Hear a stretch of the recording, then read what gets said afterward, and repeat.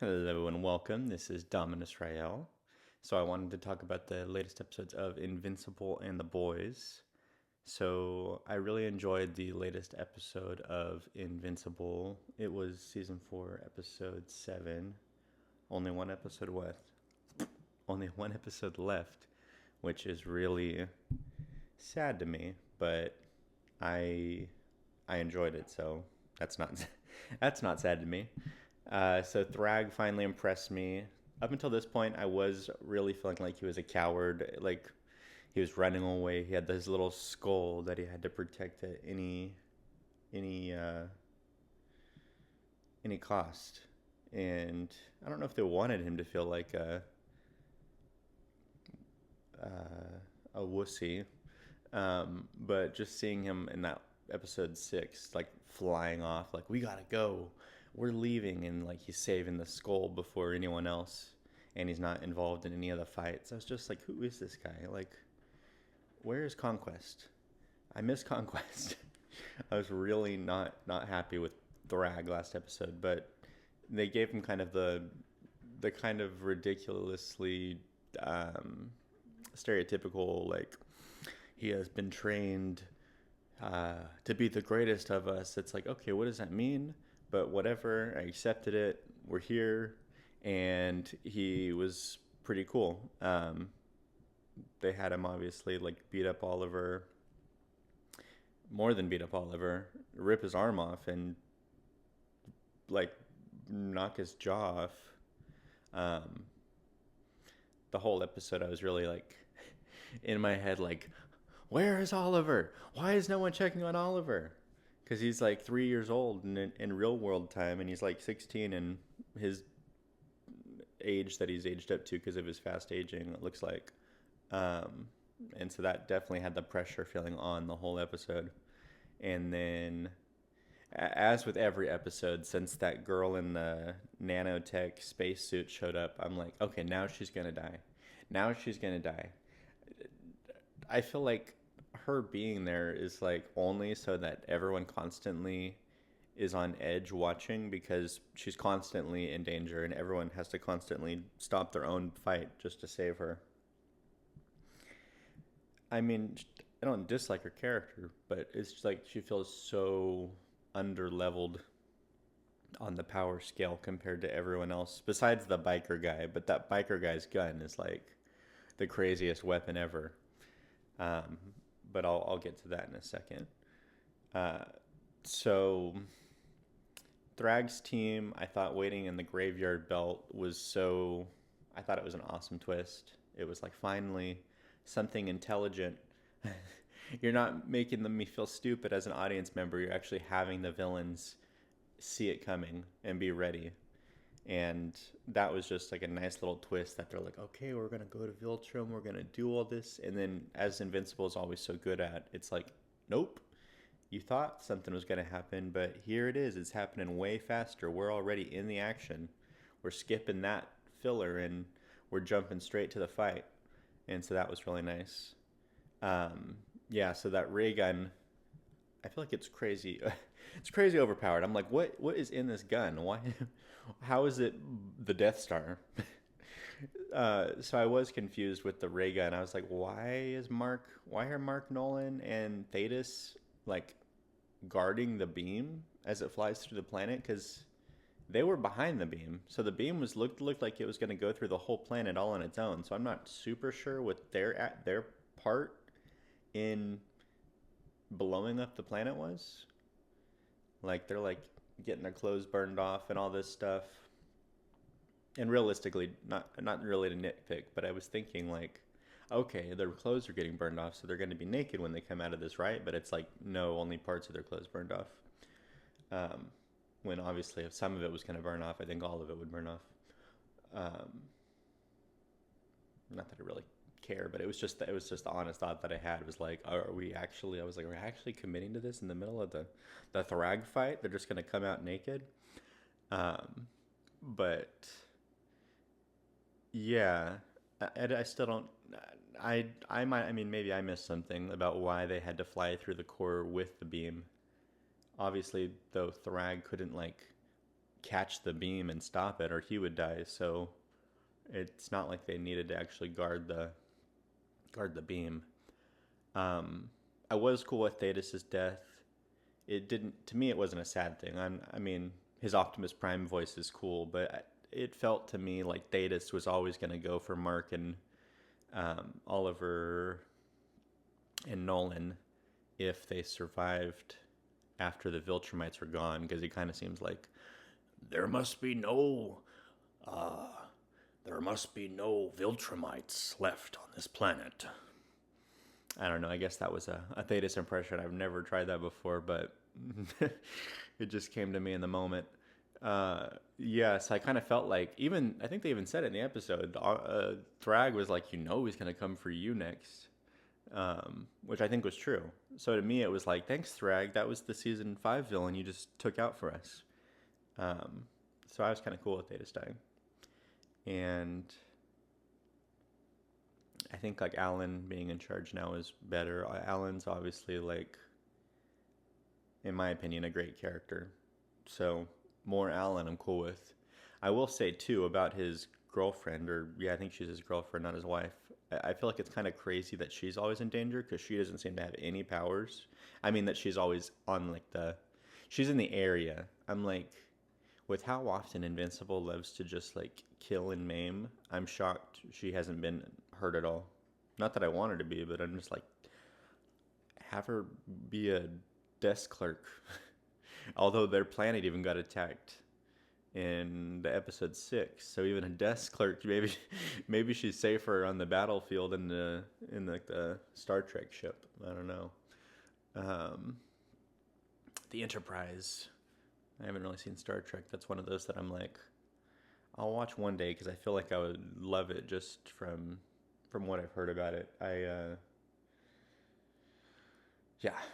won't side talk into that. But so I was thinking Thaddeus' death was kind of a good thing.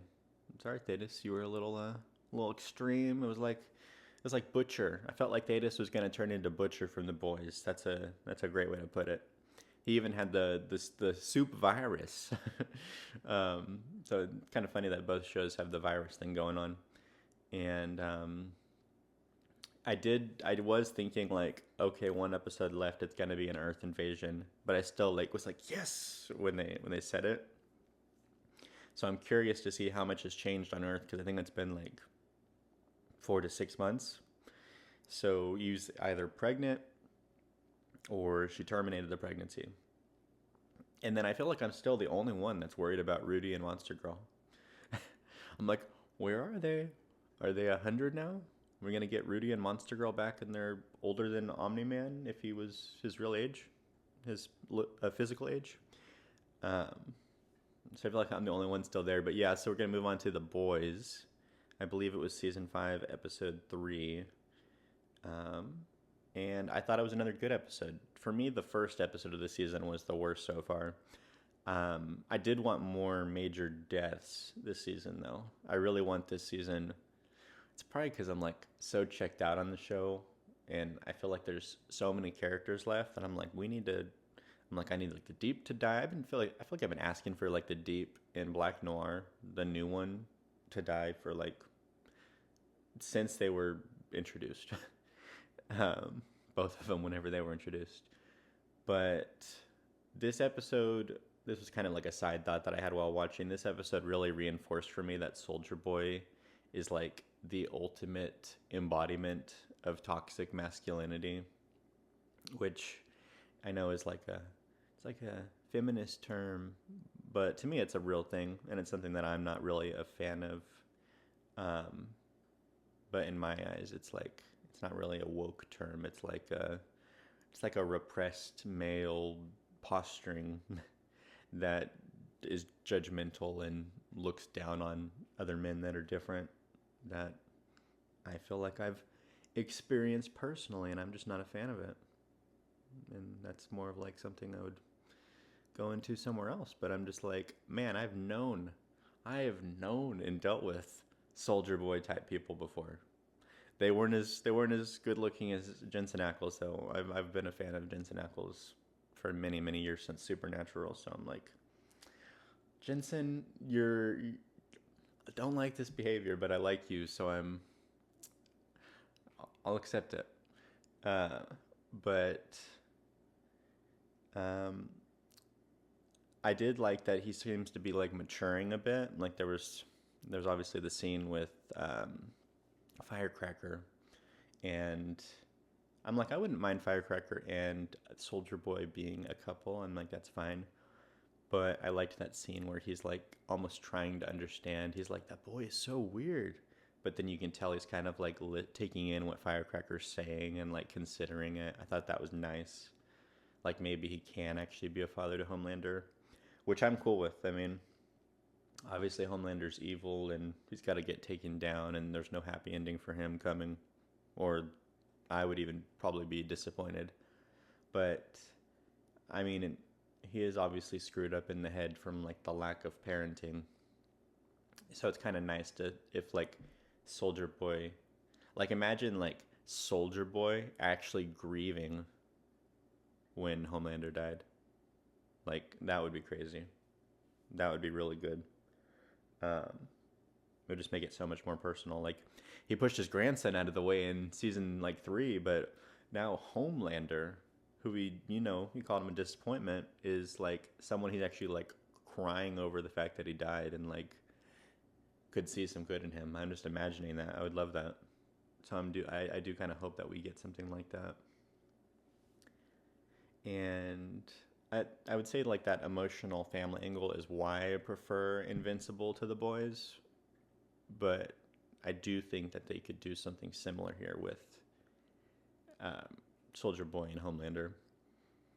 And then I did laugh out loud. I thought it was really funny that Homelander's like wanting to be a modern Jesus the same week that Trump was posting that meme of him healing people as Jesus, which I do think it was obviously meant to be Jesus, even though he denies it. But that's kind of just Trump being Trump. I won't get into that here, but I'm fine with the stupid memes personally, but I just think he should admit that they're stupid memes. But I found it like so on point because the writers' room, I know for like every season has been like, ha ha ha, we're writing Trump. Homelander is Trump, and then like this time I'm like, okay, you got it right. This time I'll agree with you. You actually were spot on. I mean, not literally, but like closer than I've seen them be, which made me laugh. Like it was like the same week that controversy was happening that the show did it. I'm like, dang, for once you're like predicting the news. So then we did have Zoe and Samir reunite and leave. I'm really hoping that we're just done with those characters. I don't know. I look at things from like a story perspective, and with so little time left, I know it's like 5 episodes, but I'm like, we gotta get this thing. Like, we need to clean this cast, like cut them down, keep cutting them out till we got like the main cast, so we can get as much time with them for the most satisfying ending. So I'm like, Zoe and Samir, I never want to see them again. Last week it should have been Frenchie and Kimiko. I never wanted to see them again. Not for anything personal. I mean, yeah, not really for anything personal against them. It's just like there's so little time left that I'm like, we need some focus. We need some focus, and we need some time with our main characters, some more time. I want to like feel like everyone got to say everything I wanted to hear them say before it's over. So maybe I'm just misremembering season 4 because I hated season 4. But Zoe and Ryan, was that a thing last season? Because it was just kind of like, oh, there's this season when I saw it, I'm like, oh, so we have 2 super villain kids and they're just together because they're together. Like, I don't remember them even meeting last season, but maybe they did. I really wasn't a fan of season 4. Season 3 had Soldier Boy, so I remember that one. Because I'm a Jensen Ackles fan, but I don't remember Zoe and Ryan in season 4, but I don't remember a ton. Um, Butcher, yeah. So Butcher briefly did feel human again with Ryan, which was nice. It was like I know where the comic goes, and I know what Butcher's character is in like the original version, but it's nice to see Butcher feeling like Butcher again, even if it was to manipulate Ryan. Seeing him kind of being a father figure to Ryan felt nice. And actually, I'm just thinking of this on the fly, but there might be a parallel they're building between Butcher and Ryan and Homelander and Soldier Boy for this final season, now that I think about it. Because obviously, Soldier Boy's alive, and I think it's undeniable that they're going to build the father son dynamic between Soldier Boy and Homelander. I'd be pretty disappointed if they're not, but to me, it seems like they're going to. And then obviously, Ryan was still alive at the end of the episode when Butcher found him. So I think it's going to be like Butcher and Ryan are going to have to work together. At this point, I almost feel like the ending they did for Butcher in the boys comic feels better if it's comes from Ryan than Huey. I feel like Huey is such a distinct version of the character from the comic, and the whole little brother, Butcher's little brother angle. I feel like we're so far removed from that. Like, there's been so many dynamic shifts that I don't even feel like we've really seen that little brother angle between Huey and Butcher this season. Like, it just doesn't feel like very prevalent. But I am excited to hopefully see Ryan kind of gain some humanity back with Butcher, and maybe give Butcher some humanity, or at least make us think we got some back for a while until he reveals, no, I'm still a POS. um, but I am hopeful for more like family scenes between Butcher and Ryan still. And I think especially because Ryan left on bad terms with Butcher after he gets his bell rung by Homelander in this episode, I think he's obviously going to have to be like listening to Butcher now and actually training or doing something. And that'll be interesting. I was disappointed that neither the Depp, it's not Johnny Depp, neither the Deep or Black Noir died this episode. I really was hoping, like, okay, this is time. But maybe, Black Noir was knocked out, so I'm like, hopefully he is captured at the very least. And I can't be the only one that thinks Black Noir has been way too quiet. I'm like, I don't remember, he didn't get brain damaged and turned into a mute again, right? I don't think Homelander turned the new one into a mute, but he sure is acting quiet. So I feel like that's just like suspicious, like there's something up with him under that mask now.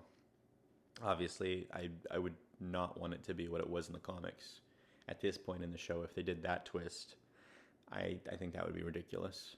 Like, that is not, it's a moment where comic accuracy is not what I want. This late in the show, like, do not do that twist. But yeah, I'm enjoying both seasons right now. Invincible season 4 to me is like 5 times better than the boys' final season. But I'm enjoying both for what they are.